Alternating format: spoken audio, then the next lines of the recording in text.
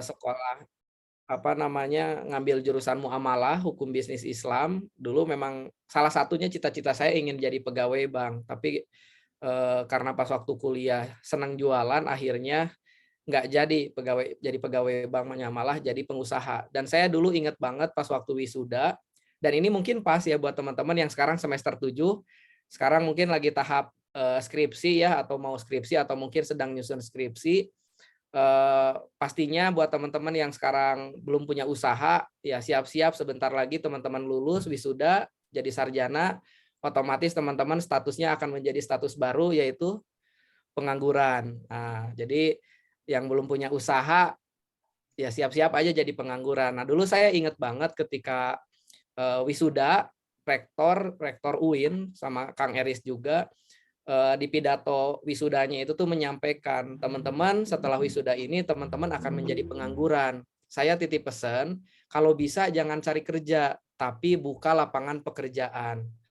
Nah, dari situ itu termasuk, quotes ataupun nasihat dari rektor yang, membuat saya akhirnya pindah haluan, yang awalnya setelah beres kuliah tuh mau kerja gitu ya, nyari kerjaan, akhirnya merintis usaha.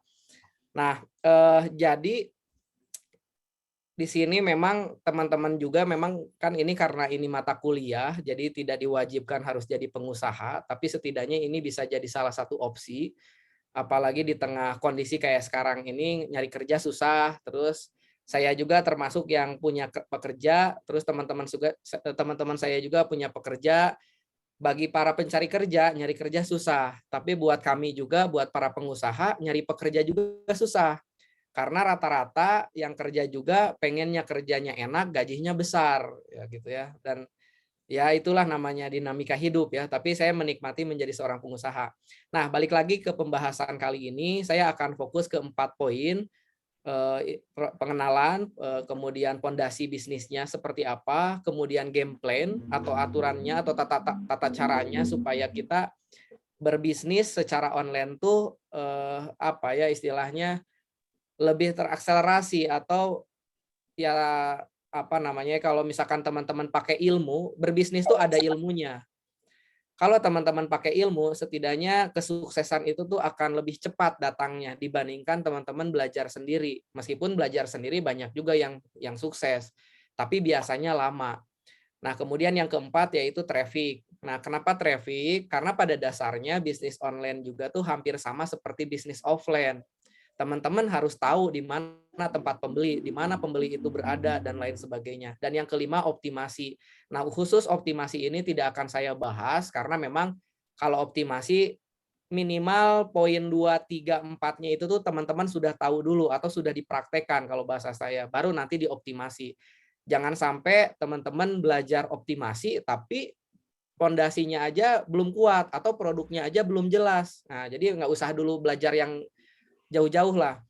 Ya mirip ya istilahnya kayak di kampus gitu ya, tapi ya emang metodenya seperti itu di kampus atau di sekolahan kan biasanya kita mempelajari materi-materi yang sebenarnya kita belum terlalu butuh gitu loh. Tapi kita paksakan supaya kita punya bekal untuk ke depannya. Nah, tapi kalau di bisnis ini saya sarankan belajar praktek. Nah, perkenalkan saya Ganjar Hidayat. Saya sekarang ini punya usaha namanya rahmen.id. Ini merupakan, brand untuk usaha peci atau songkok, peci dan songkok rajut, dan ini saya mulai usaha dari 2017. Jadi sedikit cerita kalau usaha Rahmen ID ini dulu saya hanya modal 200.000 dan alhamdulillah sekarang kurang lebih kalau untuk aset produk ada 500-an juta lah. Padahal itu saya dulu mulainya dari 200.000 rupiah. Jadi dulu 2017 tuh memang karena saya lagi baru bangkrut bisnis rumah makan, meninggalkan hutang, hanya punya uang terbatas, akhirnya mencoba memulai usaha peci dengan modal 200.000 dan alhamdulillah bisa bertumbuh sampai sekarang. Dan memang itu ada proses, ada perjuangannya. Saya sendiri di peci ini, istilahnya itu tuh puasanya gitu ya, puasa teh dapat hasil, nggak langsung dijajanin, tapi dapat hasil diputerin itu sampai 2019 akhir atau pas sampai awal-awal Covid. Justru pas waktu Covid malah alhamdulillahnya saya baru bisa mulai jajan buka puasa. alhamdulillah bisa kebeli ini, kebeli itu, apa yang saya butuhkan. Kemudian yang kedua, saya juga komisaris di KAI Food Indonesia, salah satu usaha yang bergerak di bidang makanan, cemilan khususnya, yang alhamdulillah sekarang kita sudah tersebar di beberapa supermarket besar di Bandung dan juga di Jabodetabek. Selain itu kita juga punya reseller kurang lebih 500 orang di seluruh Indonesia. Dan yang terakhir, saya saat ini juga sebagai co-founder Garut Technopark gitu ya. Jadi Garut Technopark ini atau GTP ini merupakan lembaga inkubator bisnis pertama di Garut. Jadi memang saya sedang sedang mengembangkan lembaga inkubator bisnis di Garut. Nah, jadi kenapa kita atau teman-teman kalau memang yang berminat di wirausaha harus mempelajari atau harus paham e-commerce? Karena pastinya teman-teman tuh setidaknya sudah menang satu langkah dibandingkan para baby boomers atau istilahnya orang tua kita gitu ya. Saya lihat teman-teman masih seangkatan lah sama saya. Nah, kenapa? Karena e-commerce itu tuh ya mainnya ya di handphone gitu loh, di smartphone. Ya, jadi kalau teman-teman di sini pasti saya yakin di sini semuanya sudah punya smartphone ya. Smartphone tuh kan telepon pintar.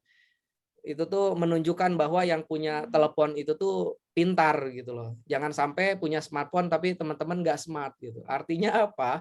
Teman-teman harus bisa memaksimalkan smartphone tersebut ya, salah satunya atau media elektronik yang kita miliki. Supaya apa? Supaya produktif.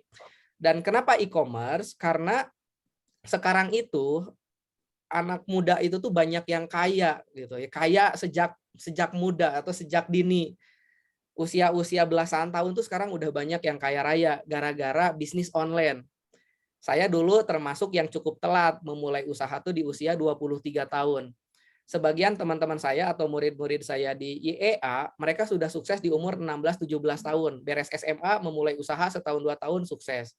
Dan itu sudah biasa sekarang ini gitu ya. Bukan lagi zamannya yang kayak dulu sukses itu tuh harus nunggu tua dulu gitu atau wah ya udah beda zaman. Kenapa? Karena memang sekarang daya beli masyarakat belanja itu tuh hampir udah, saya belum baca datanya lagi, tapi setidaknya hampir setengahnya itu tuh masyarakat Indonesia sudah melek belanja online. Ya paling sederhana ya saya aja misalkan ya, saya sudah memiliki istri saya 2 tahun yang lalu masih senang belanja ke grosiran, masih senang belanja ke minimarket, ke supermarket. Sekarang belanja bulanan itu tuh lewat online. Alasannya sederhana. Kenapa? Satu, nggak usah jejel-jejelan, dan nggak usah jauh-jauhan, terus nggak usah ngangkat-ngangkat barang, tinggal buka handphone, apalagi sekarang banyak banget pre-ongkir, klik, harga promo, banyak marketplace yang buang-buang duit, barang tinggal nunggu dikirim. Dan hampir 2 tahun ini istri saya juga belanja bulanan tuh udah kayak gitu, udah jarang banget belanja ke supermarket secara langsung. Nah, ya dan banyak alasan yang istilahnya kenapa teman-teman harus paham, dan setidaknya kalau teman-teman yang memang pengen berwirausaha, kenapa harus paham e-commerce ini? Ya salah satunya saya 2012 memulai karir wirausaha itu saya 2011, tapi 2012 saya mulai membesarkan bisnis. Saya punya rumah makan dulu kurang lebih 5 cabang di Bandung. Dan itu rata-rata omset per bulannya ratusan juta per cabang. Tapi karena offline, kita atau kami dulu terbebani oleh sewa tempat, kemudian persaingan, dan lain sebagainya. Akhirnya alhamdulillah saya dapat pengalaman 2014 akhir, 2015 awal, alhamdulillah saya bangkrut. Dulu bangkrutnya kurang lebih 200-an juta. Nah, tuh pusing tuh 200 juta gimana cara bayarnya. Tapi itulah serunya pengusaha. Karena setiap kali ada masalah, kita harus cari solusinya, dan kalau kita bisa menemukan solusinya, insya Allah kita akan naik level. Nah, dari pengalaman tersebut, akhirnya saya rubah cara kerjanya. Yang sebelumnya bisnis full offline, harus nungguin toko dan lain sebagainya, saya rubah jadi online. Nah, dari peci yang awalnya saya tadi modal 200.000, saya jual lewat Facebook, lewat Instagram. Alhamdulillah dulu seingat saya dari modal 200.000 itu tuh bulan pertama omsetnya 1.600.000, itu 2017. Nah, sampai sekarang kayak tadi bisnis Chip juga itu juga saya full online, reseller full online, kecuali ke distributor yang memang memasukkan ke supermarket. Tapi awalnya saya kalau yang Chip itu awalnya dari reseller yang saya dapatkan secara online. Jadi itu beberapa alasan kenapa teman-teman harus sebagai anak muda gitu ya, harus paham atau harus ngerti e-commerce atau gimana caranya jualan secara online. Nah, dan fenomena lainnya lagi, mungkin teman-teman kalau teman-teman tuh di Ciamis ya, kalau nggak salah ya, Ciamis, Banjar gitu ya, sekitaran situ. Nggak tahu tuh di Ciamis nama mall, supermarket atau apa gitu yang banyak toko handphone kayak gini gitu ya, apa gitu ya. Tapi kalau di Bandung, saya ambil contoh seperti BEC. Mungkin teman-teman tahu ya, BEC, Bandung Electronic Center. Sekarang itu tuh saya terakhir ke sana tuh 2 bulan yang lalu apa sebulan yang lalu mau nyervis laptop. Keadaannya tuh menyedihkan, banyak banget toko-toko yang sudah ditutup dan ya kayak gini nih gambarannya, banyak pekerja yang bisa dibilang nganggur, tiduran karena memang tidak ada pelanggan. Kenapa? Karena sekarang orang-orang itu tuh sudah beralih nyari handphone ya enakan ke marketplace atau ke toko online. Kenapa? Karena kita membanding-bandingkan harga itu tuh bisa lebih cepat. Kalau di sini kan apalagi kalau misalkan saya termasuk tipe yang nggak suka didatengin, ayo ke sini ya agak malas gitu loh. Nah, kalau di sini kan atau di offline kita biasanya harus kalau mau membandingkan harga misalkan Apple atau iPhone gitu ya di toko A di toko B itu kan kita harus ngedatengin satu-satu. Tapi kalau belanja online kita tinggal filtering, kita bisa ngebedain tuh mana yang lebih murah. Kalau memang indikasinya itu adalah murah. Nah, kemudian ini prinsip berwirausaha yang saya sarankan untuk teman-teman. Mungkin ada sama atau ada bedanya dengan teman-teman belajar materi di kuliahan. Tapi kalau wirausaha, teman-teman itu tuh kurang lebih seperti ini gambarannya. Pertama teman-teman kayak sekarang nih, belajar. Belajar teman-teman. Terus setelah belajar apa yang harus dilakukan? Praktek. Kenapa? Karena kalau misalkan teman-teman nggak praktek, bisa dipastikan tahun depan materi bisnis, ilmu bisnis, fenomena atau perkembangan bisnis itu bakal berubah. Percaya deh sama saya. Karena saya juga ngalamin dulu 2015 itu Facebook Ad itu lagi kencang-kencangnya. Bahkan saya sejak 2012 tuh. 2012 itu Twitter itu lagi kencang-kencangnya. Siapa yang bisa mainin Twitter, dia bisa kaya dari Twitter, bisa jualan dari Twitter. 2015 saya alhamdulillah bisa ikutan main Facebook Ad, Facebook fan page. Kalau bisa menguasain itu, teman-teman bisa istilahnya dapat uang lebih cepat dari situ. Kemudian 2018-19 Instagram mulai naik. Ada Instagram Shop. 2019-2020 Marketplace naik. Sekarang TikTok naik. Kalau teman-teman tidak belajar terus-terusan dan tidak mempraktekkan, teman-teman bakal basi gitu loh ilmunya. Makanya kalau wirausaha itu tuh bukan ya, tapi beda cerita ya kalau teman-teman mau menjadi seorang akademisi di bidang entrepreneurship gitu kan. Nah, itu mah ya silakan belajar aja terus gitu kan. Tapi kalau wirausaha itu memang benar-benar wirausaha ya. Teman-teman setelah belajar tuh langsung praktekin. Belajar praktek. Nah, dan yang paling terpenting lagi adalah evaluasi. Hasil dari prakteknya seperti apa? Kalau berhasil, pola berhasilnya seperti apa? Kalau gagal, gagalnya seperti apa? Dan dibarengi kalau teman-teman pengen berwirausaha tuh harus punya mentor. Jadi evaluasinya kalau teman-teman yang masih pemula ya, wajib punya mentor.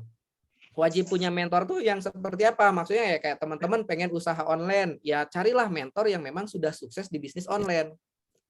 Karena apa? Karena itu akan mempercepat bisnis teman-teman mencapai kesuksesan. Ya, jadi alhamdulillah saya juga sejak 2017 setiap kali saya buka usaha, alhamdulillah sejauh ini qadarullah berhasil, sukses. Bahkan tadi Peci Hijrahman saya modal 200.000. Yang keripik kentang saya tanpa ngemodal sepeser pun, cuma 0 rupiah. Tapi saya berpartner 3 orang. Jadi saya hanya modal ide, bisnis model, kemudian ya konsep jualannya seperti apa. Ada teman orang produksi dan dia punya uang, ngemodal dulu tuh awalnya kita 6 juta, dan satu orang lagi dia seorang digital marketer. Kita bertiga partneran bikin perusahaan cemilan tadi. Alhamdulillah di tahun pertama kita membukukan profit hasil bersih 120 juta dalam 1 tahun. Bahkan padahal itu saya modalnya 0 rupiah. Kenapa? Karena setidaknya saya sudah tahu pola suksesnya seperti apa. Salah satunya apa? Setiap kali saya buka usaha, pastikan saya konsultasi ke mentor atau mentoring. Tor atau naon lah gitunya. Ya alhamdulillah di Bandung saya ada circle-nya circle YA. Di Ciamis teman-teman harus cari sendiri, atau mungkin ya syukur-syukur di Ciamis ada komunitas para pengusaha, atau mungkin Pak Eris atau teman-teman di sini ada komunitas di sekolah tinggi ini apa namanya, ada UKM wirausaha. Itu bagus supaya teman-teman tuh bisa saling share, bisa saling berbagi pengalaman, bisa berbagi ilmu. Kenapa? Karena itu bisa mempercepat kesuksesan bisnis teman-teman. Saya ingat banget dulu 2011 awal-awal usaha, saya punya uang dulu tuh kurang, pulang dari Jogja, kalau Pak Eris mah ke Tasik gitu ya. Kalau saya ke Garut dulu tuh, pulang ke Garut punya uang 3 juta, sisa kerja serabutan dulu pas waktu di Jogja. Saya memulai usaha budidaya lele. Belajarnya dari mana? Dari buku Gramedia. Belajar dari buku Gramedia, saya plek-plek ketiplek seperti apa yang disampaikan di buku. Alhamdulillah dalam waktu 4 bulan saya bangkrut. Kenapa? Uang habis, lelenya nggak gede-gede. Nah setelah itu saya cari tahu kenapa. Akhirnya saya cari mentor atau cari orang yang ngerti. Ini nggak gini Kang, harusnya gini. Oh, ternyata dari situ saya mendapatkan pelajaran yang berharga. Oh, kalau misalkan mau bisnis memang bagusnya kita punya mentor supaya kita tidak melakukan kesalahan yang sama, atau tidak melakukan kesalahan yang istilahnya mentor sudah pernah melakukan kesalahan itu, tapi karena kita punya mentor kita bisa nge-shortcut, bisa mempercepat kesalahan-kesalahan tersebut. Dan itu gunanya mentor. Makanya kalau bisnis mah ruang lingkupnya teh bakal siga kieu we gitunya, belajar, praktekin, geus dipraktekeun aya masalah, evaluasi, mentoring. Setelah mentoring ya belajar lagi terus. Teman-teman kalau sudah jadi wirausaha nggak bisa gitu-gitu aja gitu, harus tetap belajar, harus terus belajar, karena tadi perkembangan zaman setiap tahun, sosial media, perkembangan digital itu berubah cepat. Kalau kitanya nggak belajar, kita bisa ketindes atau bisa ketinggalan zaman. Sampai sini ada pertanyaan? Kalau ada pertanyaan boleh ya raise hand atau langsung klik di komen, atau raise hand aja biar enak, biar saya bisa ngelihat. Selanjutnya, nah ini sekarang kita masuk ke pondasi sebelum kita memulai e-commerce, atau teman-teman mau berkarir menjadi seorang pengusaha yang memang memaksimalkan e-commerce atau toko online ya. Pondasinya apa? Karena ini hal yang wajib. Sebenarnya materi pondasi ini juga kalau di YA atau di tempat kami itu tuh kurang lebih 2 minggu. 2 minggu tuh belajar, praktekin, mentoring, belajar, praktekin, mentoring, sampai akhirnya ketemu pondasi yang sudah cukup kuat, baru nanti jualan. Nah, pertama, pastikan teman-teman punya produk potensial. Produk potensial itu apa ya? Paling simpelnya sih sebenarnya teman-teman bisa menciptakan produk pertama lah, be the first. Jadi prinsipnya gini, kalau mau bikin produk atau mau memenangi, atau istilahnya menang gitu ya, menang dalam persaingan bisnis, jadilah yang pertama, be the first. Atau kalau misalkan teman-teman nggak bisa jadi yang pertama, jadilah be the best, jadilah yang terbaik, jadilah yang terbesar. Tapi kan kalau untuk UKM memang rada berat, butuh riset dan lain sebagainya. Oke, kalau misalkan be the best nggak bisa, be the best nggak bisa, be different, jadilah berbeda. Karena ini yang paling sangat memungkinkan untuk UKM atau untuk teman-teman yang baru memulai. Ya, jadi teman-teman harus tahu dulu produk potensial. Kenapa produk potensial? Karena kalau teman-teman produknya biasa aja, ya, produknya biasa aja, bisa dipastikan jualannya pun bakal susah. Atau kalaupun jualannya laku, biasanya perang harga. Maka teman-teman harus berbeda. Makanya jual di online tuh memang susah-susah gampang gitu loh. susah di awal tapi gampang ke depannya. Tapi pastikan produknya memang produk potensial. Jadilah yang pertama, jadilah yang terbaik, atau jadilah yang berbeda. Makanya tadi di perkenalan saya membangun Garut Technopark. Tagline-nya lembaga inkubator bisnis pertama di Garut. Sebenarnya mah sudah ada lembaga inkubator bisnis di Garut, tapi dia tidak mencantumkan atau dia tidak membuat campaign atau kampanye sebagai lembaga inkubator bisnis. Nah, saya karena memang saya memahami, akhirnya ayo kita jadiin be the first. Jadilah yang pertama. Kita kenalin ke wakil bupati, kita kenalin ke bupatinya. Alhamdulillah kita belum launching aja tahun ini. Garut Technopark sama Bupati Garut sudah dikasih proyek untuk pembinaan UKM. Alhamdulillah kami dikasih kepercayaan 2 kali pembinaan UKM di Kabupaten Garut. Karena apa? Karena padahal kita hanya istilahnya mempromosikan atau menunjukkan kita pertama loh di Garut sebagai lembaga inkubator bisnis gitu ya. Nah, silakan teman-teman apapun produknya yang kira-kira ada di sekitar teman-teman dan bisa di online kan gitu ya. Apalagi kalau teman-teman kan di Ciamis ya. Kalau di Ciamis itu saya pikir termasuk daerah kan, bukan kota besar, biasanya banyak produk-produk yang bagus tapi belum banyak di online. Dan ini mungkin relate atau nyambung sama produk saya yang Peci, yang Rahmen ID. Nah, ini contoh kasusnya.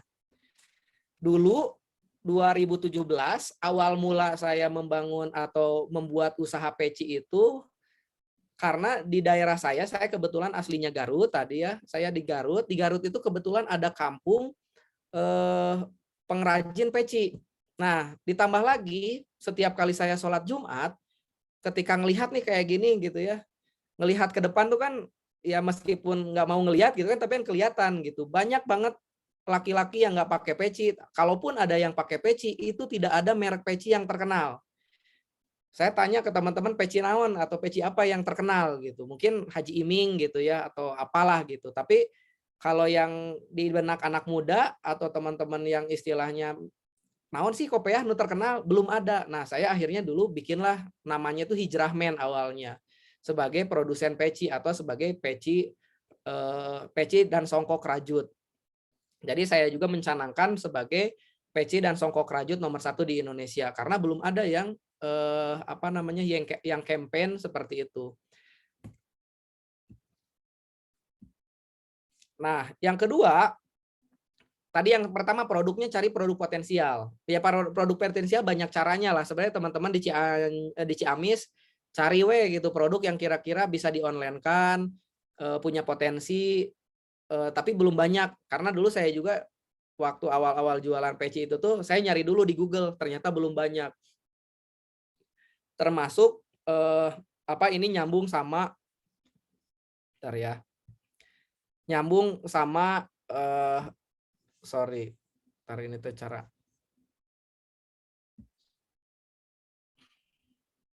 malah keluar.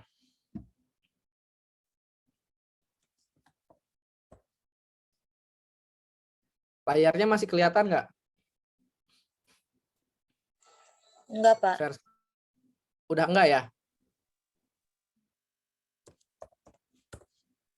Kelihatan nggak? Enggak, Pak. Belum. Enggak. Pak. Oke.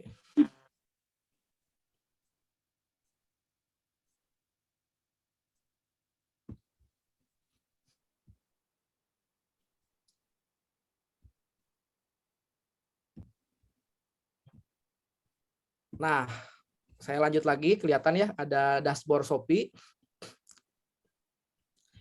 Dulu saya risetnya pas waktu awal-awal peci, validasi produk ya, peci. Nyari kata kunci peci, rata-rata foto produknya itu tuh kayak gini. Rata-rata foto produknya tuh seperti ini. Dan saya nyari ide gimana caranya supaya peci saya itu tuh harganya lebih mahal. Nah, ini peci saya ya muncul di halaman pertama karena pakai ads juga. Yang lain kompetitor ini saya harga 56.000, kompetitor saya bahkan dengan produk sejenis dia ngejual 4.500. Jadi teman-teman ketahuan ya HPP saya berapa. HPP itu harga pokok produksi atau modalnya saya berapa, saya jualnya segini. Nah, kenapa bisa seperti ini? Karena tadi saya riset. Pertama, peci nggak ada, atau dulu mah nggak ada foto-foto peci yang pakai model. Rata-rata kayak gini 2017. Bisa dibilang saya yang pionirnya atau yang pertama.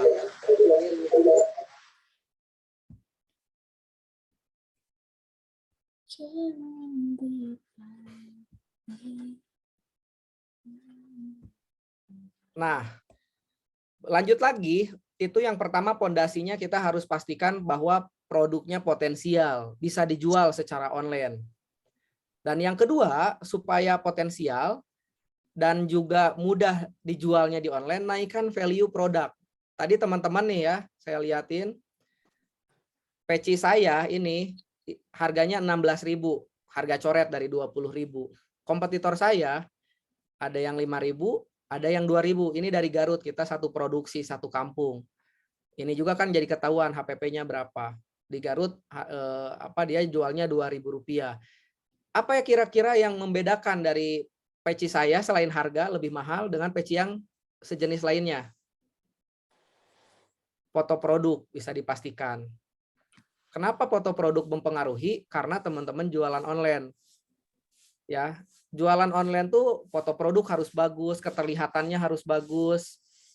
Pokok nama ya paling gampang nama kan teman-teman sering lihat ya iklan-iklan di televisi gitu ya, iklan naon contohnya yang pakai artis itu kan meningkatkan harga jual.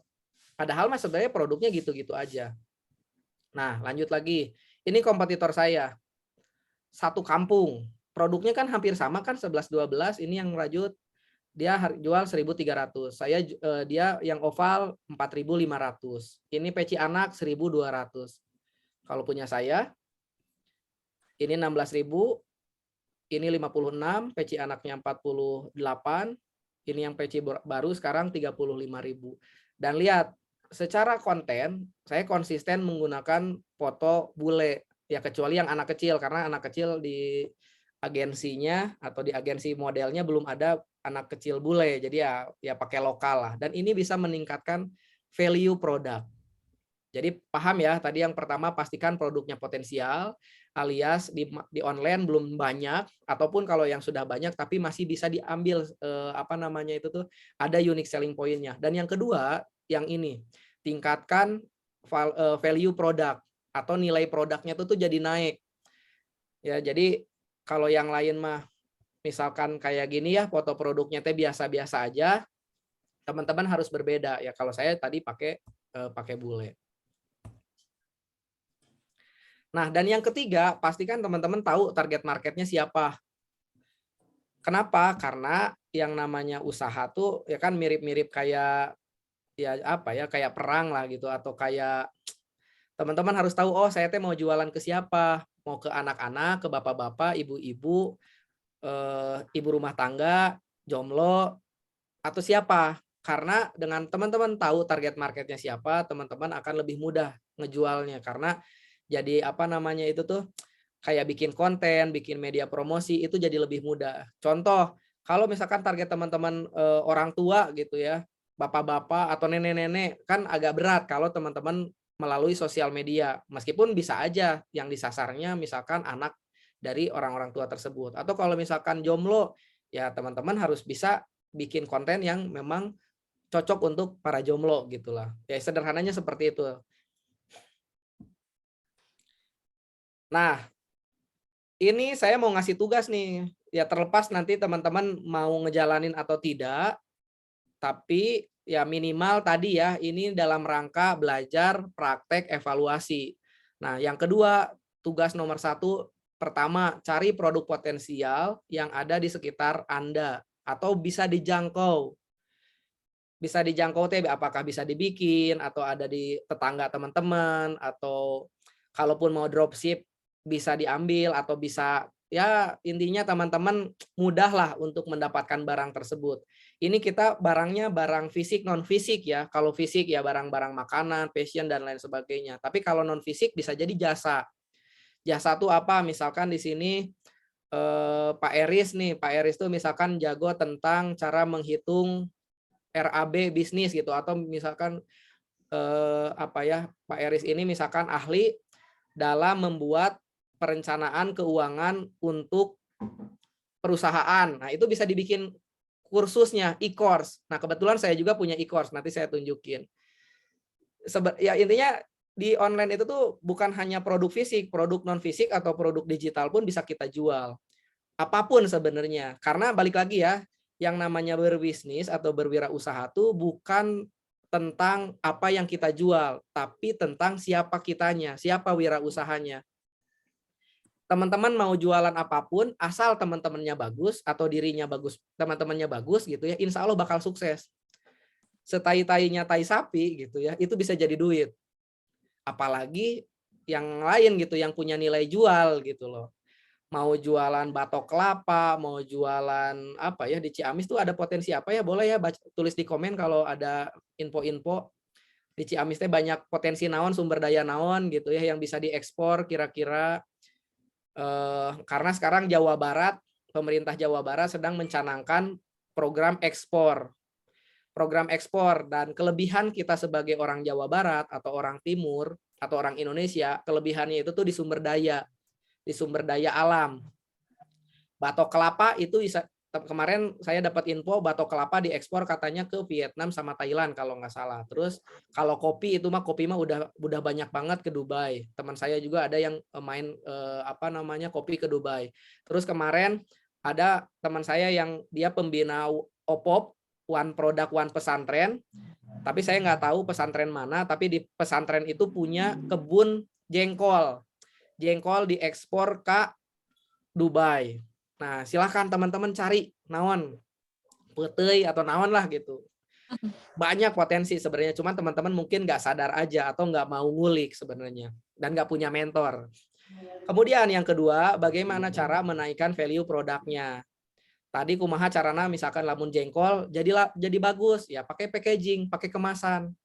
Misalkan bisa tahan lama atau kumaha lah gitu. Atau mungkin kalau jengkolnya jengkol mateng gitu ya, atau jengkolnya ya makanan siap saji gitu ya silakan dikemas sebaik mungkin. Saya minum dulu ya. Dan yang ketiga, siapa target marketnya. Nah, ini 3 poin ini teman-teman harus bisa menjawab, harus bisa menjelaskan. Ini terserah teman-teman, nanti mau dilaporin ke Pak Eris, mau saling diskusi antar teman-teman, divalidasi benar atau tidak. Baru setelah selesai tugas ini, kita lanjut ke game plan.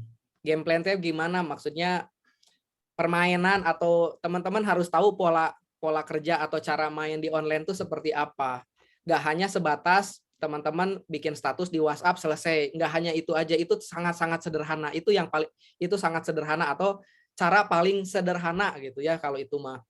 Tapi kalau teman-teman sudah mau ngembangin bisnis lebih profesional lagi, lebih besar lagi, harus paham game plan seperti apa yang kira-kira cocok untuk bisnis teman-teman. Nah, game plan ini banyak alurnya, dan ini game plan berdasarkan customer journey atau calon pembeli kita tuh lamun kalau mau beli itu kemana dulu. Nah, ini standarnya ya. Biasanya kalau online tuh tahu dari sosial media. Mayoritas tahu dari sosial media. Makanya teman-teman kalau yang punya sosial media bagus tuh kalau teman-teman dijadikan sebagai salah satu sumber traffic. Sekarang mungkin TikTok. Di sini ada nggak sih TikTokers gitu ya? Kalau teman-teman seusia kalian tuh kayaknya TikTok masih oke lah, masih hype gitu, yang seneng ngomong gitu ya, seneng bikin konten. Di sini kan teman-teman mayoritas mahasiswa ekonomi Islam ya, bener ya, ekonomi Islam, bisa sharing tentang ekonomi Islam aja atau ekonomi syariah. Apapun dari zaman Rasulullah sampai sekarang itu dibahas, bikin konten di TikTok teman-teman.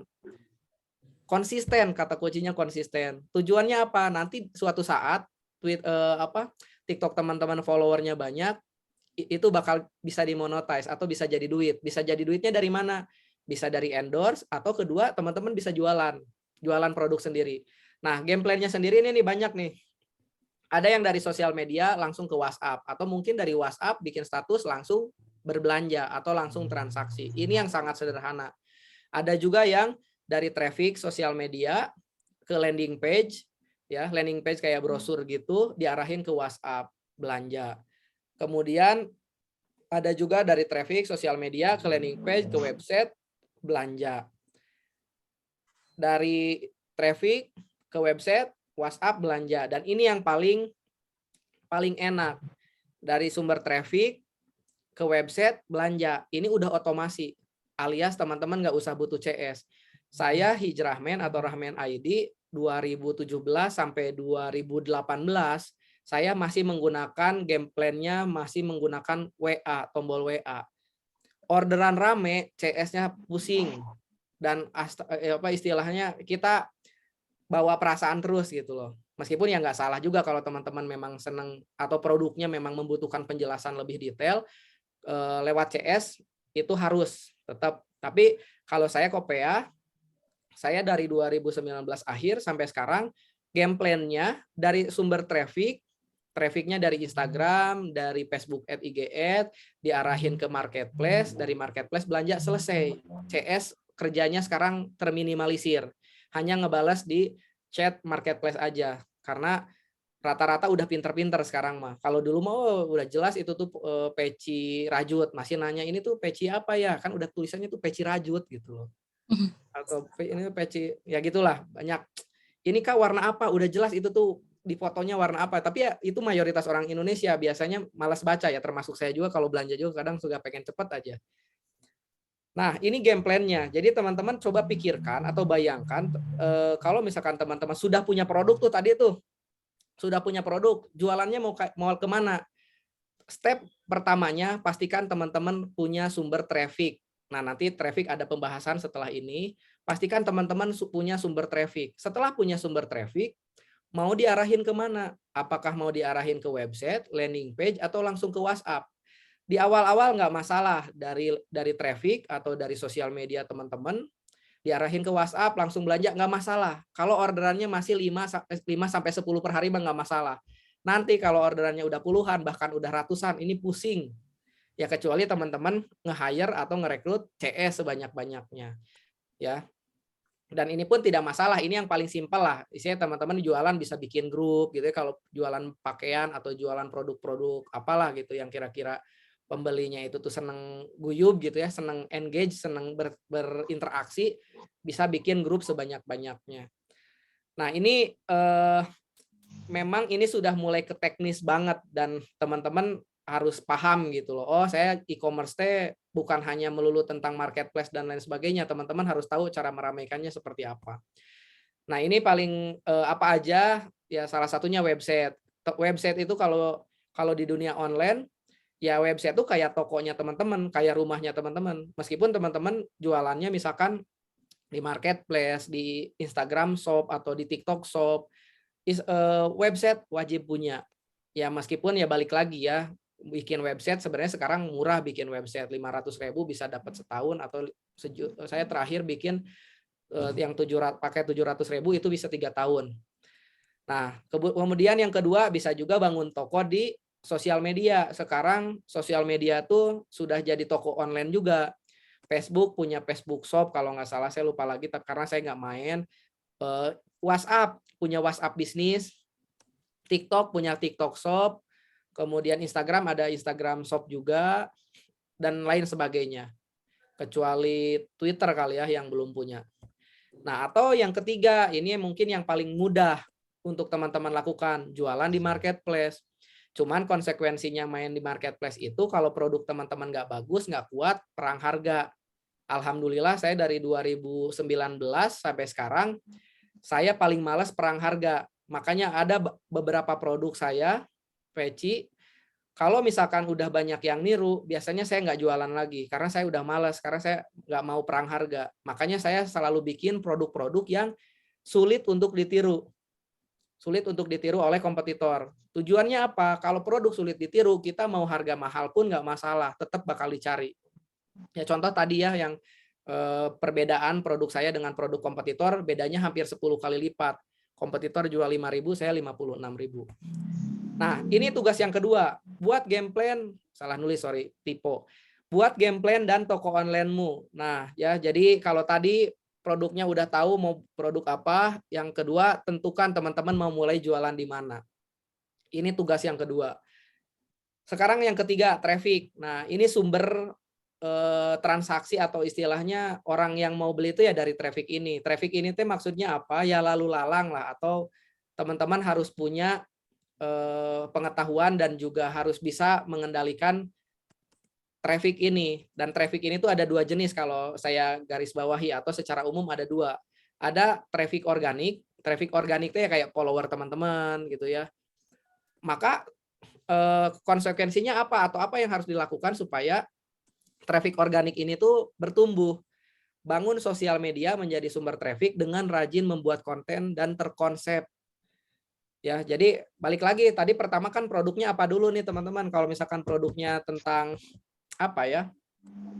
Anggaplah teman-teman di sini mau jualan buku gitu ya. Karena teman-teman di sini kan kelihatannya mau jadi akademisi gitu. Mau jualan buku, maka teman-teman rajin-rajinlah konten bikin review buku.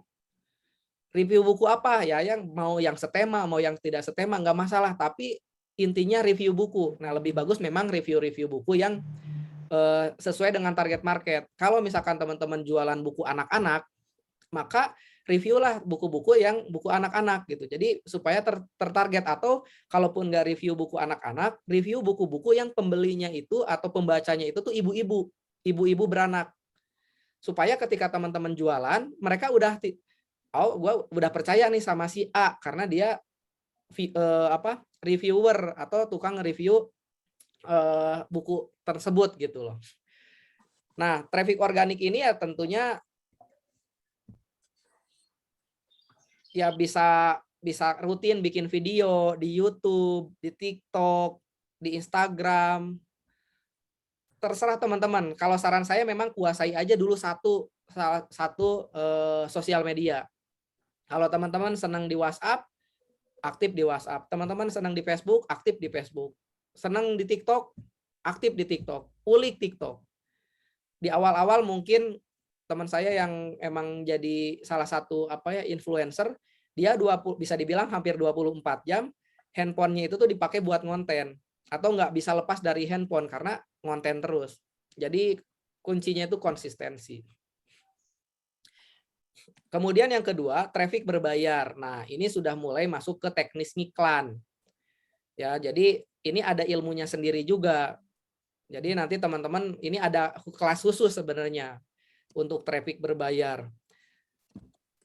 Traffic berbayar ini ya secara umum pertama ada SEO atau Search Engine Optimization. Ini biasanya di Google atau di marketplace juga, pada dasarnya prinsipnya itu SEO, Search Engine, atau istilahnya kita beli atau kita ngebidding kata kunci yang sesuai dengan produk kita, nanti orang yang mencari kata kunci itu akan dipertemukan dengan kita. Ya kayak saya tadi, saya pasang kata kunci peci rajut, peci anak, peci dewasa, songkok hitam, peci haji, dan lain sebagainya. Jadi orang-orang yang mencari kata kunci itu akan dikirimkan atau akan dikasih pilihan toko saya karena sudah sudah ngebidding kata kunci tersebut. Dan yang kedua, ads campaign, atau ini mah lebih ke ads ya, atau ads itu mungkin sederhananya kayak Facebook ads, IG ads, TikTok ads. Nah, kalau ads ini prinsipnya kita menawarkan ke orang-orang yang belum tentu butuh. Saya punya peci, target market saya misalkan Pak Eris, Pak Eris sama Kang Taufik. Nah, sama saya diiklanin nih ke Kang Eris sama ke Kang Taufik. Konten-konten menarik, peci, bla bla bla bla. Yang awalnya Pak Eris dan Kang Taufik tidak tertarik untuk beli, tapi karena lihat iklan, jadi akhirnya jadi beli. Jadi kalau ads ini kita nawarin, kalau SEO itu kita dipertemukan dengan orang yang memang sedang mencari, ya. Ya, ini balik lagi ya, itu butuh materi khusus untuk ngebahas iklan. Dan yang ketiga, ini endorse. Endorse ya kita bayar ke selebgram, ke tiktokers gitu ya, atau ke reviewers gitu ya, istilah-istilahnya. Kita bayar ke mereka untuk nge-review produk kita. Ya kayak artis tuh kan sebenarnya mereka kayak itu tuh dari endorse, dari jadi bintang iklan. Termasuk tadi kenapa saya juga saranin teman-teman supaya konten gitu ya, dan konsisten. Minimal teman-teman juga bisa jadi selebgram gitu loh, atau tiktoker. Ya kalau nggak jualan produk sendiri, teman-teman juga bisa di endorse. Teman saya, dia itu tuh kerjaannya apa namanya tiap hari ngonten baca tentang hadis, baca hadis dan penjelasannya. Sekarang viewersnya 1 juta, seriusan 1 juta. Dan kerjanya baca ya maksudnya ya itu di satu sisi dakwah gitu ya, di sisi lain ya dia juga jualan gitu loh. Dan TikTok, dia baru main TikTok 2 tahun, viewersnya langsung 1 juta. Saya nyoba main kemarin, konten saya viral 2 kali, setelah itu susah lagi viralnya karena memang belum benar-benar dikonsep. Dan emang sayanya belum benar-benar niat pengen jadi TikTokers gitu ya. Sibuk dengan urusan bisnis, jadi nggak kepikiran untuk jadi selebgram. Nah, dan yang terakhir yaitu optimasi. Nah, cuman kalau yang optimasi ini saya nggak akan dibahas di kelas ini karena waktunya juga mau habis gitu ya. Saya dikasih waktu 1,5 jam dan optimasi ini memang syaratnya teman-teman sudah selesai dulu tuh. Produknya sudah jelas, gameplaynya sudah jelas, baru dioptimasi. Nah, jadi kurang lebih seperti itu ya teman-teman, termasuk saya juga mau nunjukin ini kelas e-course saya. Saya lagi bikin e-course sama partner. Jadi kan saya senangnya itu tuh belajar praktekin gitu ya, meskipun jadi akhirnya kayak nggak fokus gitu, bisnisnya naon gitu. Ini kelihatan ya, sekarang saya lagi bikin e-course namanya Adselerasi, kelas Adselerasi 1 miliar pertama dari Shopee, dan ini sudah dipraktekkan. Ya alhamdulillah saya juga sudah mencapai ini. Ini e-course ya jualan pelatihan, ya saya kayak tadi Pak Eris gitu ya, Pak Eris ayo kita jualan naon lah gitunya, ada saya nggak ngerti keahlian atau jagonya di mana gitu. Tapi di sini teman-teman juga mungkin karena anak ekonomi gitu ya, cara menghitung naon gitu, cara menghitung RAB, cara mencatat keuangan untuk UKM, cara dan lain sebagainya, banyak banget. Nah, kalau saya sekarang lagi jualan ini sama partner saya, ya dan ini juga lumayan. Kalau ini HPP-nya malah bisa dibilang kecil sekali dan saya jual di harga sekian. Nah, kurang lebih seperti itu mungkin ya teman-teman. Oh ya, saya share juga deh belum yang usaha keripik kentang saya. Kalau dicari namanya itu tuh Kaichip.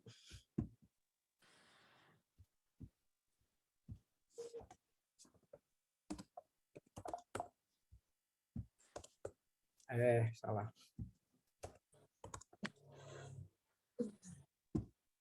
Ini di Google banyak banget karena kita mengandalkan tenaga reseller.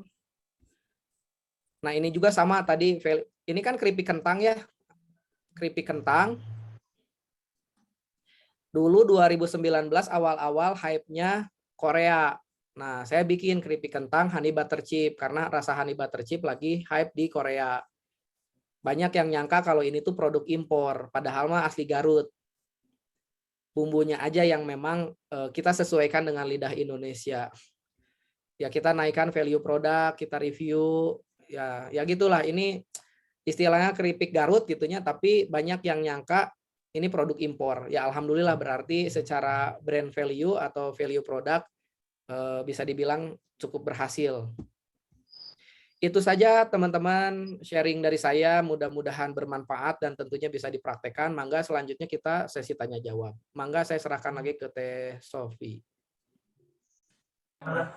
Terima kasih kepada Bapak Ganjar yang telah menyampaikan sharing mengenai e-commerce. Alhamdulillah ya, sangat membuka pikiran kita gitu sebagai pengusaha pemula gitu. Mudah-mudahan kita semua bisa menjadi seperti Pak Ganjar gitu, kesuksesannya, amin. Dan untuk teman-teman semua yang ingin bertanya silakan acungkan tangan, raise hand.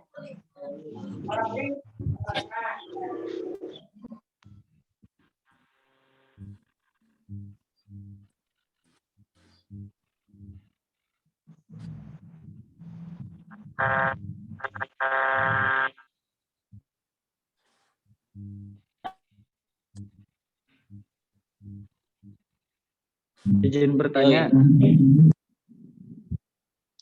Mangga Kang Saiful. Oke. itu kan tadi sudah dijelaskan ya tentang beberapa tahapan e-commerce ya Pak. Nah, yang saya ingin tanyakan, risikonya apa sih Pak setelah kita terjun di dunia e-commerce? Oke, ada aja. Itu aja, Kang. Iya, itu aja. Oke. Resikona ya sebenarnya mah gimana ya? Di dunia usaha mah Kang resikona mirip ya seperti apa ya? Ya memang agak berbeda dengan teman-teman yang meniti karir menjadi seorang pegawai. Kalau jadi pegawai resikona dipecat. Tapi selama teman-teman nurut sama bosnya aman. Kalau jadi pengusaha resikona naon? Bangkrut, ditipu gitu ya. Dan hal-hal yang nggak enak tuh banyak banget. Tapi itu biasa gitu. Tinggal bagaimana caranya kita menyikapi. Nah, kalau saya sendiri resikonya main di e-commerce 2018 saya alhamdulillah pernah boncos iklan di Facebook itu sampai 35 juta. Itu nggak balik. Nah, kenapa? Karena saya nggak tahu ilmunya. Jadi secara sederhana resikonya apa? Resikonya kita bisa rugi. Kalau kita bermodal gitu ya. Dulu alhamdulillah kan saya muter-muterin uang, ada uang, rugi. Nah, jadi saya tidak menyesali karena hasil uangnya hasil dari keuntungan. Ketika saya rugi, itu biaya belajar saya. Beda cerita kalau misalkan saya pakai uang orang lain, kemudian rugi, yaitu stresnya 2 kali lipat. Karena kita harus bayar hutang ke orang lain. Nah, tapi secara sederhananya, atau secara susahnya gitu, nggak usah disederhanakan, secara susahnya memang jadi pengusaha itu kita harus paham, Kang. Kalau kita nggak mau bangkrut, maka kita harus tahu ilmunya. Kita harus tahu caranya. Makanya tadi kenapa saya bilang belajar, praktek, evaluasi, mentoring. Dengan mentoring itu bisa meminimalisir resiko. Resiko bisnis akan selalu ada, tapi bisa kita minimalisir dengan punya mentor. Itu aja sih Kang. Jadi kalau jadi pengusaha ya memang mentalnya harus siap dulu, harus siap rugi, harus siap bangkrut, tapi harus siap juga sukses. Karena kita pengennya biasanya suksesnya aja, tapi untuk mendapatkan kesuksesan itu kadang kita melupakan prosesnya. Ya saya juga yang peci 3 tahunan Kang, bener-bener ngereuyeuh bahasa Sunda nama, ngereuyeuh dari 200.000 ngereuyeuh aya untung puterkeun puasa dulu pengen beli ini beli itu puasa dulu karena memang ada impian yang ingin saya capai gitu, yang lebih besar. Ngereuyeuh baru alhamdulillah di tahun keempat baru bisa merasakan hasilnya. Ya intinya mah harus persisten juga, harus tahan banting. Jadi pengusaha itu harus bisa memotivasi diri sendiri, harus berbaik sangka sama Allah gitu ya. Nggak bisa lagi berbaik sangka sama bos karena kita nggak punya bos. Berbaik sangkanya sama Allah. Jadi ketika kita dikasih ujian, ya iklan boncos 35 juta saya teh. Oh, insya Allah bakal diganti sama yang lebih. Tahun depan insya Allah akan diganti sama yang lebih dan alhamdulillah kejadian. Gitu Kang. Cekap Kang Saiful? Ya, cekap Pak. Terima kasih. Siap. Ya, selamat berjuang Kang Saiful. Ulah gampang menyerah apalagi laki-laki. Laki-laki mah kudu gaskeun pokoknya mah. Siap. Mangga berikutnya Teh Dita ya.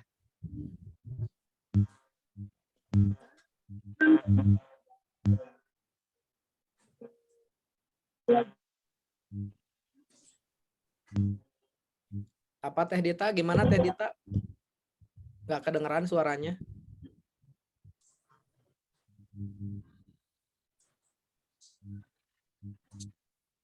Ya silakan.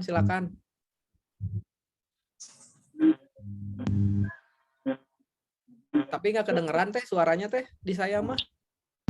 Diketik. Nah, diketik aja. Kalau nggak diketik aja Teh. Mungkin ada gangguan kali ya. Lanjut ke Teh Sofi. Teh Sofi mau nanya juga. Bapak mau tanya, mau itu gitu minta pendapatnya. Kan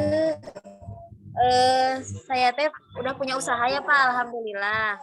Usahanya teh susu kurma.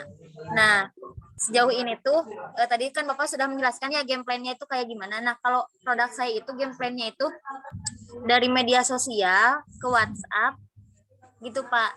Baru media sosial sama WhatsApp gitu. Nah, karena susu kurma ini kendalanya itu di pengiriman, Pak. Dan daya tahan susu kurmanya juga nggak bertahan lama gitu kalau di suhu ruangan. Gitu. Sudah mencoba pakai TikTok, tapi nggak naik-naik gitu, nggak FYP. Mungkin emang sayanya aja kurang konten atau gimana. Terus lewat Shopee juga udah pernah daftar, tapi di pengirimannya itu nggak sesuai kan. Kalau misalkan susu kurma itu harusnya frozen ya Pak ya, pakai pengiriman frozen. Kalau di Shopee itu agak sulit gitu. Atau dari sayanya kurang tahu atau gimana, saya juga masih bingung gitu Pak. Pengennya saya tuh bisa masukin produk saya ke Shopee gitu, jadi biar langsung. Nah, tapi sejauh ini kan kalau punya produk itu bagaimana caranya produk kita itu bisa diterima oleh si konsumen. Nah, alhamdulillahnya ada Paxel gitu Pak. Paxel itu kayak semacam pengiriman frozen gitu. Nah, mungkin saya itu sementara pakai itu aja gitu Pak. Tapi saya tuh pengen masukin produk saya tuh ke TikTok atau ke Shopee, tapi masih bingung caranya gimana. Makasih Pak. Oke, Teh Sophie. Produknya namanya apa? Kalau saya pengen lihat di mana? Di Instagram ada nggak? Nama produknya susu kurma, Sukur by Sophie. Ada di Instagram namanya Sukur by Sophie NRPSPTSR. Ya Allah, susah banget ya Allah. Tadinya coba diketik susu naon akunnya. Sukur by Sophie.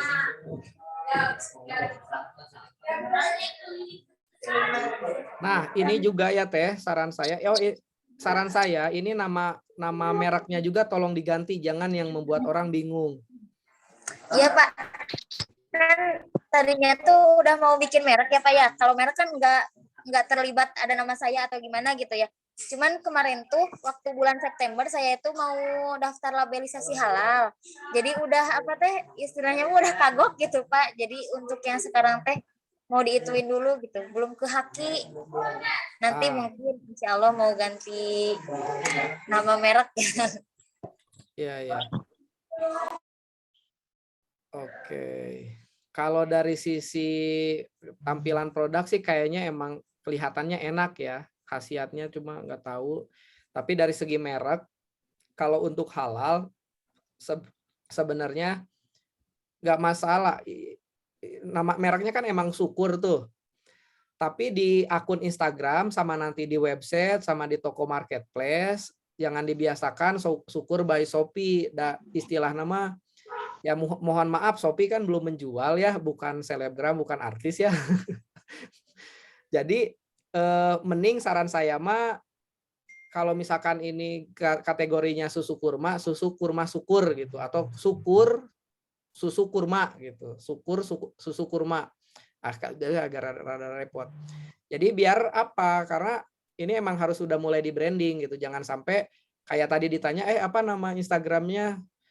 Susu sukur gitu, atau sukur teh susu kurmanya, Sukur by Sophie ya. Itu rada-rada belibet. Pastikan bahwa ketika pemilihan nama tuh orang ketika pengucapannya tuh lebih mudah. Ya meskipun ya sebenarnya mau dikit tuh oke tenan naon sih, cuma secara kaidah branding, secara kaidah merek itu kurang oke gitu.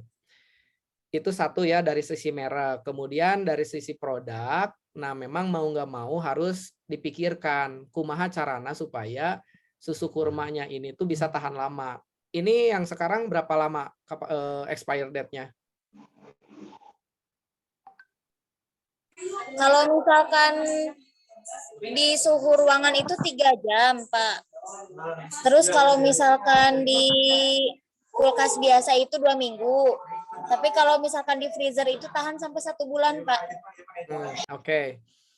Nah, ini memang PR ya, kumaha carana supaya bisa tahan lama. Tapi itu jangan dijadikan alasan untuk Sophie supaya jangan dijadikan alasan nggak jualan lagi atau tidak mengembangkan si bisnisnya.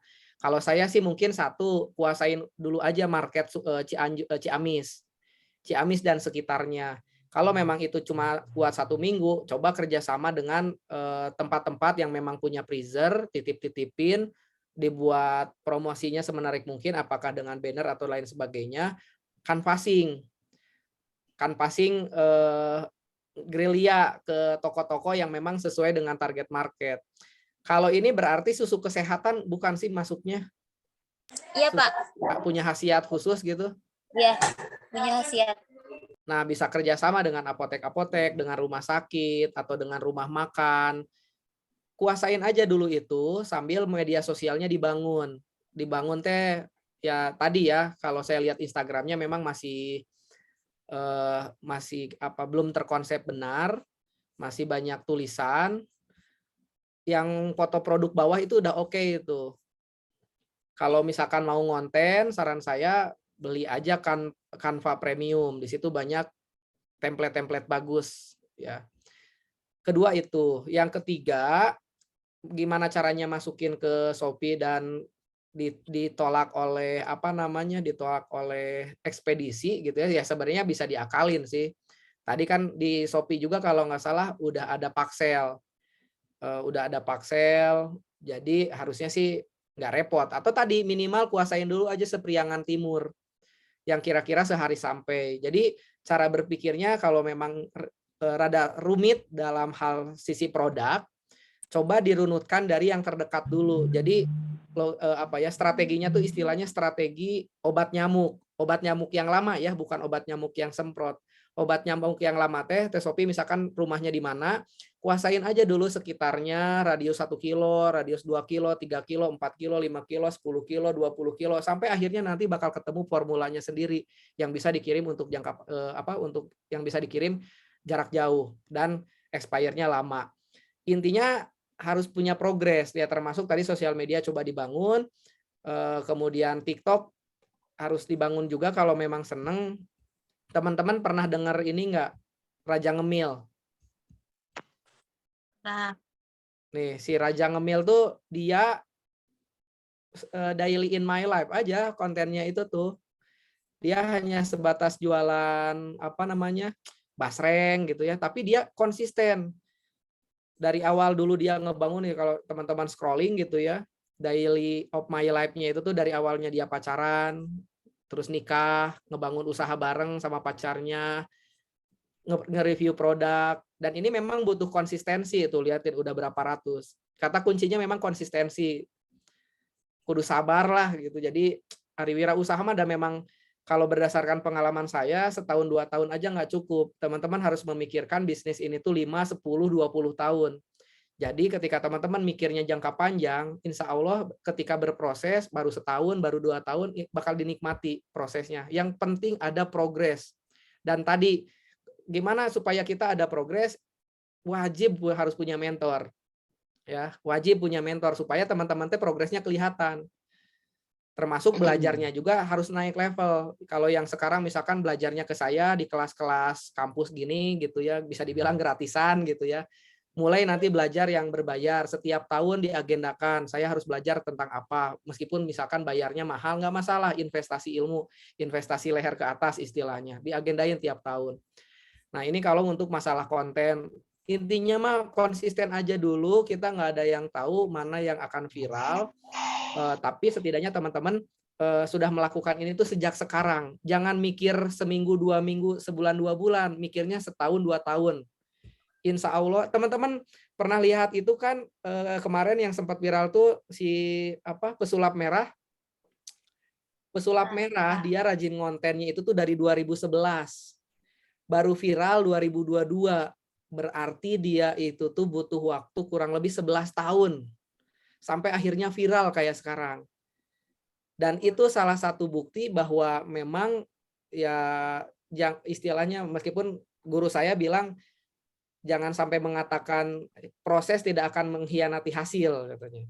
Karena itu sudah mengesampingkan Allah gitu. Maksudnya kerja keras tidak akan mengkhianati hasil, tapi kayak mengesampingkan Allah lah. Maksudnya intinya masih kalau saya konsisten dan persisten. Konsisten terus-terusan, persisten bertahan. Erek viewer na hiji, viewer na 2, erek aya komen jelek, tetap teman-teman tahan banting. Makanya perlu ada circle yang positif. Nah, ini kayak di kelas, istilahnya tadi kan makanya saya sih sarankan teman-teman punya circle wirausaha. Misalkan di STIE ini bikinlah UKM wirausaha atau mungkin ada komunitas wirausaha sekelas ini misalkan yang memang mau fokus di usaha. Setiap saat bisa saling sharing pengalaman, kesuksesan, kegagalan, itu akan menguatkan teman-teman dalam menjalankan usaha. Apalagi kira-kira Teh Sophie tadi untuk pertanyaan yang belum dijawab? Udah sih. Ya, Cuman kalau di marketplace sih ini aja juga, maksudnya marketplace coba aja daftar, nggak usah dulu takut, daftarin aja. Tapi kalau saya masih konsen di awal, mending ya sambil daftar marketplace, sosial medianya dirapihin, namanya juga coba dibenerin, kuasain petakan di mapping istilahnya, di mapping Ciamis dan sekitarnya mana wae gitu. Sekarang penjualan udah berapa Teh rata-rata per bulan? omset Pak, Ya, aduh isinya 2 juta 2 sampai 2 juta. juta. Nah, Alhamdulillah. coba ditargetkan 3 bulan pertama bisa nyampe 10 juta atau 5 juta lah lamun berat teuing mah. Jadi memang Teh Sophie atau teman-teman yang memang sudah memulai usaha harus berani bikin target juga. Dulu saya awal-awal PC itu kan awal-awal saya omsetnya tuh nargetin 5 juta sebelum dapetin 5 juta. Setelah dapetin 5 juta naikin 10 juta. Setelah 10 juta naikin 20 juta. Setelah 20 juta 50, 50 100. Terus aja kayak gitu. Karena dengan teman-teman punya target, teman-teman pun akhirnya otaknya melar gitu loh. Kayak tadi misalkan Teh Sophie 2 juta, oh 2 juta teh ayeuna jualan masih di misalkan 2 titik atau 3 titik atau 2 reseller. Kumaha carana supaya menang 10 juta? Oh berarti lamun misalkan satu resellernya bisa ngasilin 1 juta, berarti saya harus bisa mencari atau mendapatkan 10 reseller atau 10 titik. Gitu beda bisnis mas sebenarnya mah hitung-hitungan gitunya. Teman-teman di sini pasti jago ngitung. Dan ya sesimpel itu sebenarnya kalau udah tahu pola bisnis, udah tinggal duplikat, insya Allah sukses lah gitu. Atau ya istilahnya teman-teman sekarang berharap berapa sih uang bulanannya, minimal uang bulanan teman-teman tuh bisa tertutupi dari gaji usaha teman-teman. Gitu, Teh Sophie. Baik Bapak, terima kasih. Siap. Teh Dita tadi jadi, tapi suaranya masih kedengeran. Coba Oh iya Pak, dites. kenapa kedengeran Pak? Nah, sekarang mah udah kedengeran. Gimana Teh? Kalau pengen yang nanya yang tadi Pak, kalau misalnya kita belajar produksi yang di komunitas itu, produksi kita atau semua sama kayak keripik itu kita buat keripik, usaha barang gitu atau gimana Pak? Oh, nggak mesti komunitas di sini tuh sesama pengusaha gitu loh. Sesama pengusaha biar saling menguatkan. Jadi gini ya, saya punya pengalaman dulu 2011 awal-awal saya memulai usaha dan alhamdulillah 4 bulan bangkrut yang budidaya lele. Saya circle saya teh masih teman-teman SMA yang memang mayoritas teman-teman SMA saya tuh pegawai atau kerja. Ketika saya cerita, saya baru bangkrut, baru rugi. Ketika circle pegawai, biasanya nyaraninnya, ya udahlah kerja aja. Nih di tempat saya ada lowongan kerja. Ya nggak salah juga kalau memang mau berkarir gitu ya. Tapi saya nggak seret gitu karena saya mah udah pengen jadi pengusaha. Akhirnya saya coba cari circle wirausaha. Ketika saya cerita, saya usaha lagi bangkrut, lagi gini. Ketika circle-nya sesama pengusaha, oh bangkrutnya kenapa? Karena ini, oh harusnya gini. Kamu tenang aja, baru juga bangkrut 3 juta. Saya kemarin bangkrut 10 juta, tapi kita bisa naik nih sekarang. Ya, intinya mah komunitas di sini teh bukan komunitas produksi barang atau usaha bareng. Ya meskipun itu juga bisa. Teman-teman bisa partneran. Bisa berdua, bertiga, nggak usah banyak-banyak lah karena semakin banyak bagi hasilnya semakin kecil. Sama banyak gabut juga, mungkin sih kerja kelompok. Yang satu kerja, kelompoknya pada ngapain gitu. Jadi saran saya kalaupun misalkan mau berpartner ya 3 orang lah gitu ya biar atau 4 orang maksimal biar bisa bagi-bagi tugas tapi harus punya dedikasi dan tanggung jawab. Tapi kalaupun enggak ya sendiri juga nggak masalah. Nah kalau komunitas tadi lebih ke circle wirausaha ya bukan masalah produksinya aja meskipun kalaupun mau produksi bareng ya silakan. Gitu Teh Dita. Jadi circle ini atau komunitas ini biar satu sama lain bisa sharing. Kayak tadi misalkan Teh Sophie saya sarankan coba canvassing, coba di mapping titik-titik di Ciamis yang kira-kira bisa dititipin susu kurmanya di mana aja. Nanti kalau misalkan ada yang punya produk misalkan jus lemon atau es lemon misalkan es lemon susu misalkan. Nanti bisa nanya Teh Sophie atau Sophie kumaha ieu na? Nanti kalau Sopinya baik mah bakal ngasih tahu gitu. Bakal ngasih tahu ya kieu carana gitu. Karena memang yang enak itu kalau misalkan kita satu circle, kita bisa saling berbagi peluang. Meskipun ya di komunitas saya juga aya udah mah dikasih tahu dia plek produknya. Wah, ini mah tidak beretika, biasa dicirian gitu mah. Maksudnya misalkan Sophie teh bisnisnya susu kurma. Kelihatan nih Sophie teh jualanana wah gede Sophie bisaan omset geus 20 juta per bulan. Temenna urang oge nyieun susu kurma. Ini sebenarnya kurang etis. Kalau misalkan Sophie susu kurma ya kalian susu kambing misalkan atau susu unta atau susu naon lah gitu. Atau kalau bisa mah nggak usah sesama susu biar sama-sama enak gitu. Yang satu mah misalkan cemilan, keripik kentang atau keripik pisang, tapi titik-titik penjualan anak bisa ngikut atau bisa bareng sama Sophie gitu. Gitu teman-teman. Jadi enaknya punya circle tuh kita bisa saling menyemangati satu sama lain. Ya syukur-syukur tiap minggu tuh ada intimate, ada ngobrol-ngobrol. Kumaha progresna? Apalagi kalau misalkan di antara teman-teman tuh ada yang sudah sukses duluan, pasti yang lain panas. Udah, gehel si eta geus bisaan ya, orang kudu bisa ya. Nggak masalah, itu bagus. Itu apa istilahnya tuh? Relationship positivity cenah istilah namanya, pertemanan yang positif itu bagus, harus kayak gitu. Jangan sampai pertemanan teh mana emang ada tebecus jadi akhirnya kan saling menjatuhkan, jangan seperti itu.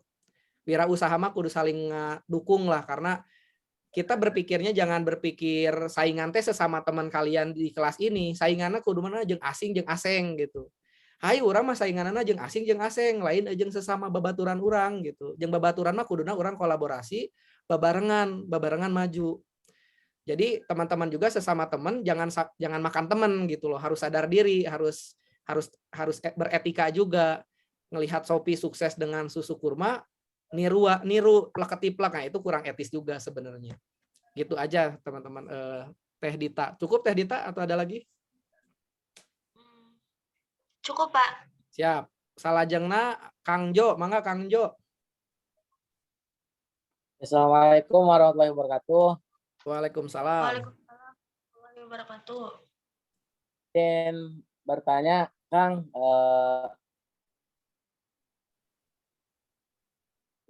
sebenarnya nama saya itu Dandi Aprilianto, cuman barusan juga habis join, lupa nggak rubah settingannya. Jadi gini, Kang, saya tuh punya usaha di bidang jasa, khususnya itu di fotografer.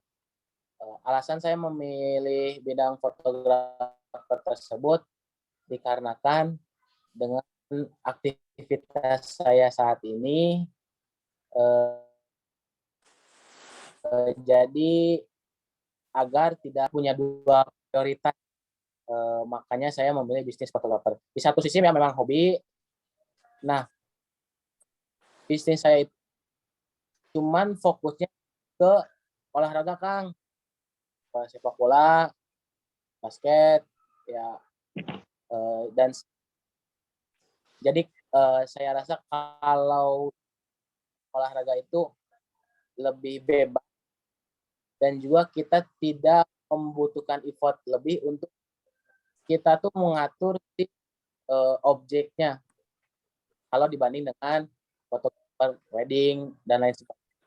Tapi memang juga untuk buka wedding, fotografer wedding, foto produk, cuma mau baru dan juga belum cukup. Nah, yang jadi kendala tuh gini, Kang, terkadang karena kita jadi kita pun sebelum produk tersebut kan cari tahu harga ya. Cuman karena kita terkadang kita suka delay, ada yang menawar dengan harga di bawah. Itu satu sisi kita baru, satu sisi harga tidak sesuai di pasaran. Itu terkadang menjadi dilema ke kitanya juga.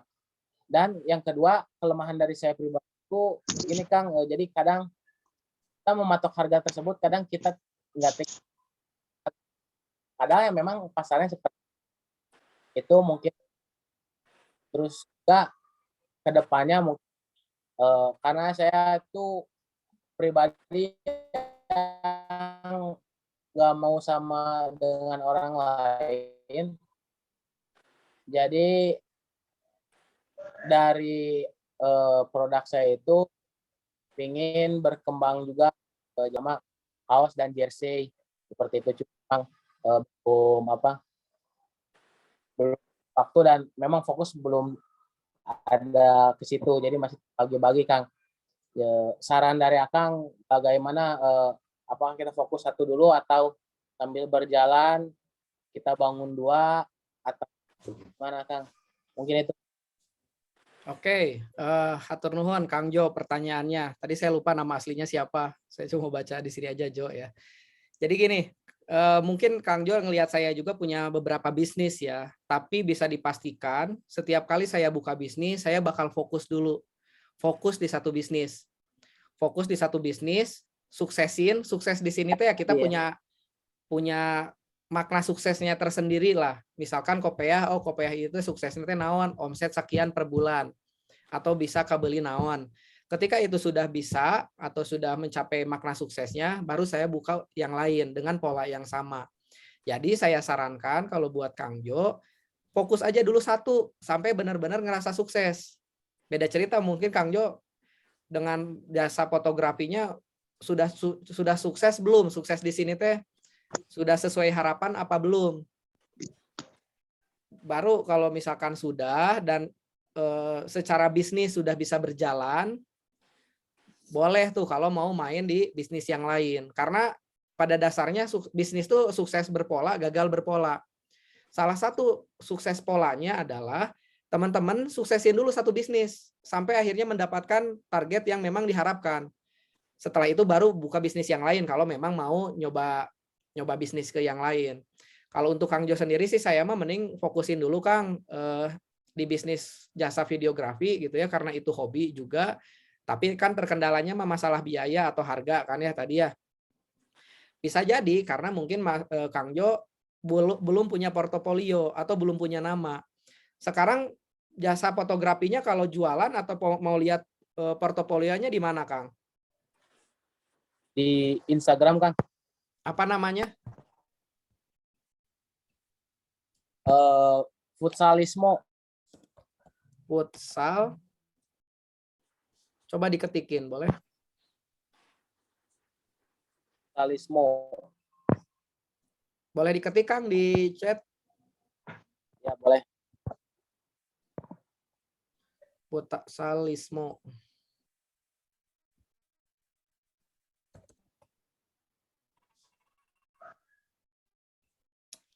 Mana ya?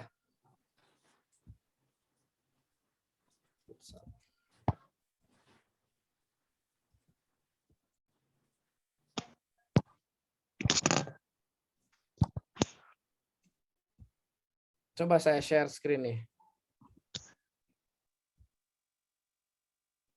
Yang mana ya Kang ya? Futsalismo kan nulisnya gini ya? Ya. Nah, yang itu yang putih Kang, bawah. Ini. Nah. Oh, aduh, atau ayat titikan ya mah. Oke, futsalisme fotografer, create your own moment. Oke.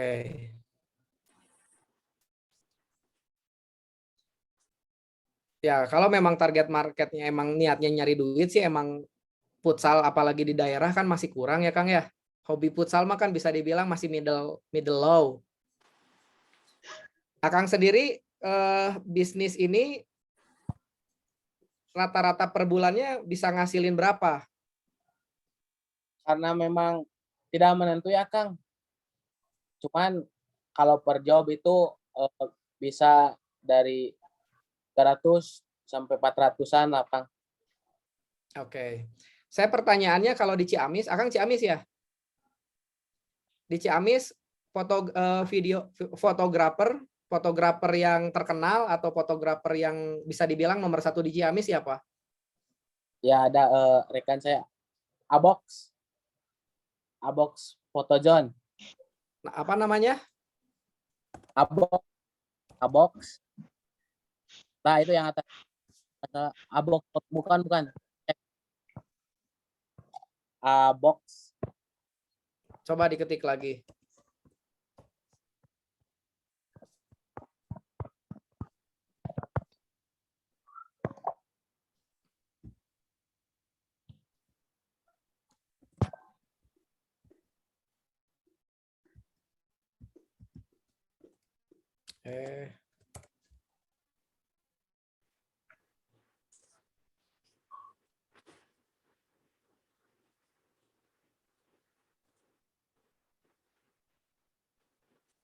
Nah, Ini ya.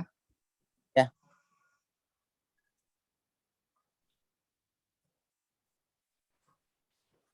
Oke, ini secara penghasilan berarti sudah lumayan.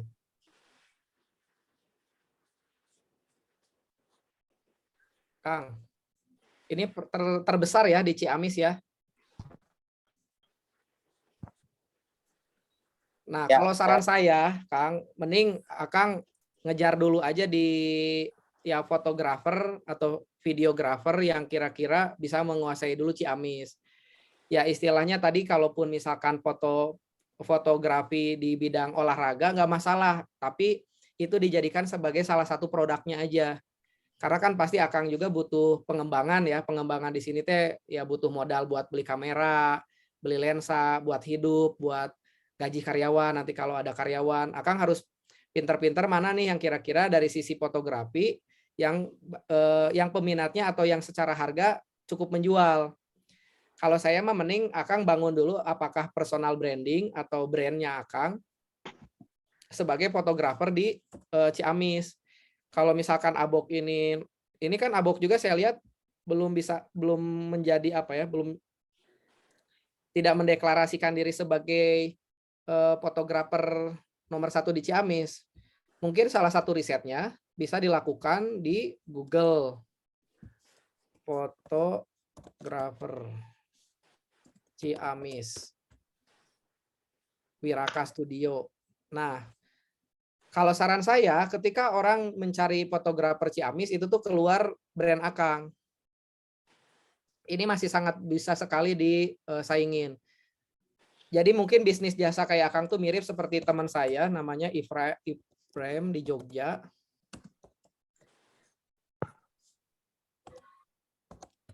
Dia awalnya dulu dari rental kamera, sekarang dia sudah punya banyak cabang, dia hanya mengoptimasi Google Map. Jadi kata kunci kayak rental kamera, jasa fotografi, jasa videografi, dia semua ada yang berhubungan dengan dokumentasi dan fotografi, dia punya. Dan dia kuncinya, ini kebetulan teman dekat saya, dia main review. Review ini tuh ada yang review asli, ada yang review dibantu temen. Ya kayak ke saya, bantuin buka cabang baru, ya diramein. Jadi ketika kata kunci rental kamera Jogja, nggak tahu nih, sekarang dia masih nomor 1 nggak ya? Rental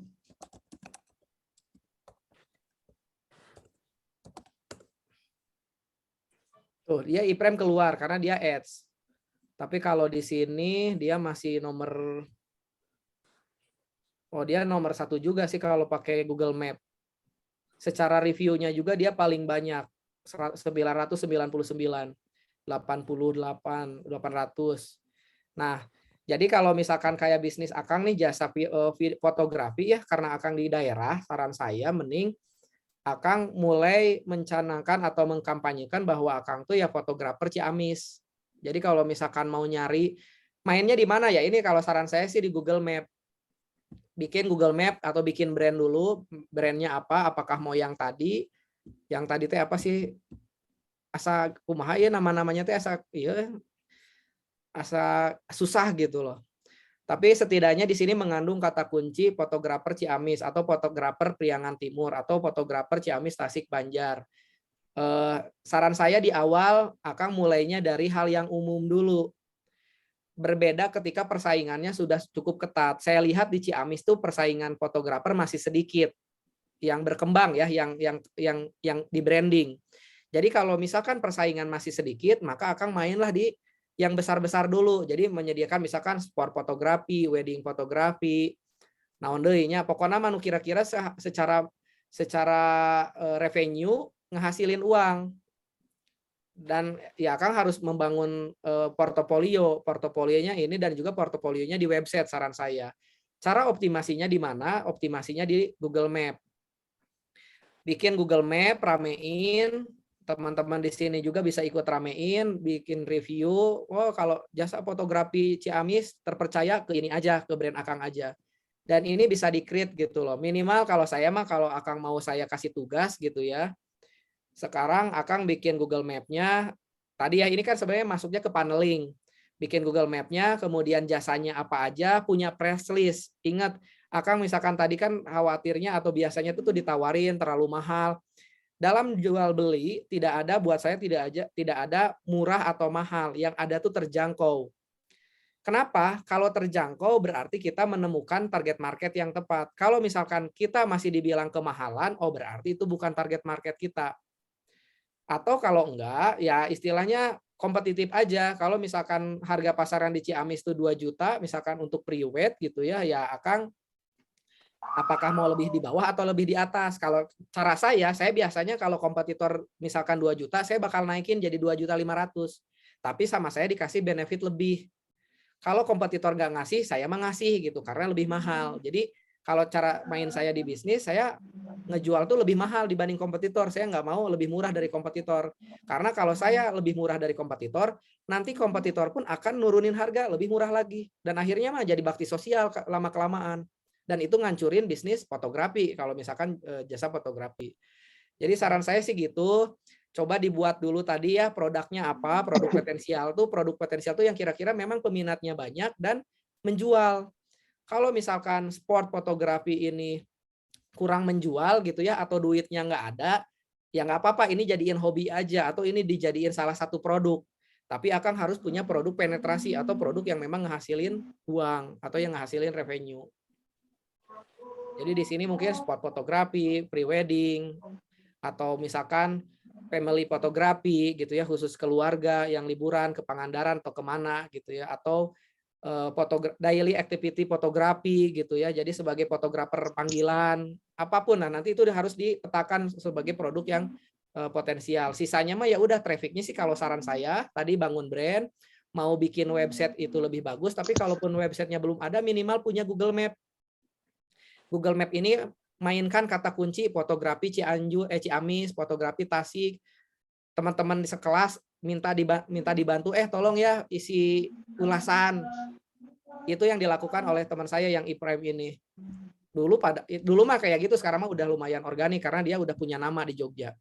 10 tahun dia usianya dan dia ngebangun 3 tahun 5 tahun pertama mirip-mirip kayak saya, banyak puasanya dulu, punya keuntungan dibeliin aset, ada keuntungan beliin kantor, beliin mobil, kayak gitu aja dulu. Nah, tapi kan ya akhirnya sekarang bisa dibilang dia kalau secara reviews dia paling banyak di Jogja. Itu aja Kang Jo dari saya. Ada pertanyaan lain? Cukup, Kang. Atur nuhun. Siap, sami-sami ya. Udah ya, selesai ya Teh Sophie, mohon maaf saya berarti lebih setengah jam ini Teh. Mudah-mudahan teman-teman mungkin closing dari saya, mudah-mudahan apa yang tadi saya sampaikan bisa bermanfaat buat teman-teman. Saya berharap sih syukur-syukur teman-teman langsung praktekin supaya nanti menguap, dan memang pastinya materi ini tidak akan ada di UAS atau di ujian. Jadi mending dipraktekkan gitulah, diapalkan mah percuma karena memang mau aja di ujian. Dan tentunya tadi yang ketiga, coba bangun komunitas atau cari mentor buat teman-teman di Ciamis gitu ya, supaya bisnis teman-teman cepat bertumbuhnya atau ada progres, minimal ada progres. Mungkin sekarang teman-teman tuh semester 7 lagi skripsi, tapi setidaknya teman-teman harus punya progres, punya target juga. Skripsinya jalan, usahanya jalan, skripsi beres, wisuda, langsung jadi pengusaha, lain jadi pengangguran. Itu saja, terima kasih, mohon maaf dari saya. Assalamualaikum warahmatullahi wabarakatuh. Maka saya serahkan lagi. Sebentar, Waalaikumsalam warahmatullahi wabarakatuh. Saya menambahkan dulu Pak Ganjar. Mangga Pak Eris. Baik, terima kasih ya Pak Ganjar atas waktunya yang sudah rela untuk menghabiskan waktunya kurang lebih 2 jam. Nah, ini ada info ya buat teman-teman semuanya. Jadi untuk pertemuan dengan Pak Ganjar ini kata Bu Haji kemarin per 2 minggu sekali gitu kan. Jadi ini kali pertama dan nanti mungkin akan bertemu lagi 2 minggu yang akan datang. Nah, makanya tugas-tugas yang sudah disampaikan tadi mohon untuk dikerjakan ya gitu, dieksekusi dari bahasanya ya, dieksekusi dan nanti bertemu lagi 2 minggu yang akan datang teman-teman udah siap dengan tugas-tugas yang telah dikerjakannya. Itu yang pertama. Yang kedua tadi betul ya terkait dengan circle. Nah, mungkin ini harapannya nanti di kelas ini kita bikin kayak semacam komunitas bisnisnya atau komunitas wirausahanya di STIA Risalah gitu kan. Nanti kita bicarakan secara offline ya dengan teman-teman yang lain yang mungkin pada kesempatan ini belum bisa hadir. Itu aja ya. Terima kasih. Silakan Sophie lanjutkan. Baik, terima kasih kepada Bapak Ganjar yang telah menjawab pertanyaan dari kita gitu ya. Dan mungkin ada yang bisa ditarik kesimpulan. Jadi jika kita ingin memulai usaha gitu ya, kita tentunya harus belajar, jangan lupa belajar, lalu dipraktekkan dan tadi evaluasi. Terus satu lagi harus konsisten dan punya mentor gitu ya, mungkin bisa ditarik kesimpulan. Mungkin cukup sekian dari saya. Wabillahi taufiq wal hidayah. Wassalamualaikum warahmatullahi wabarakatuh. Waalaikumsalam. Waalaikumsalam warahmatullahi wabarakatuh. Terima kasih Bapak. Bapak makasih. Terima kasih Sampai jumpa Bapak. lagi. Foto-foto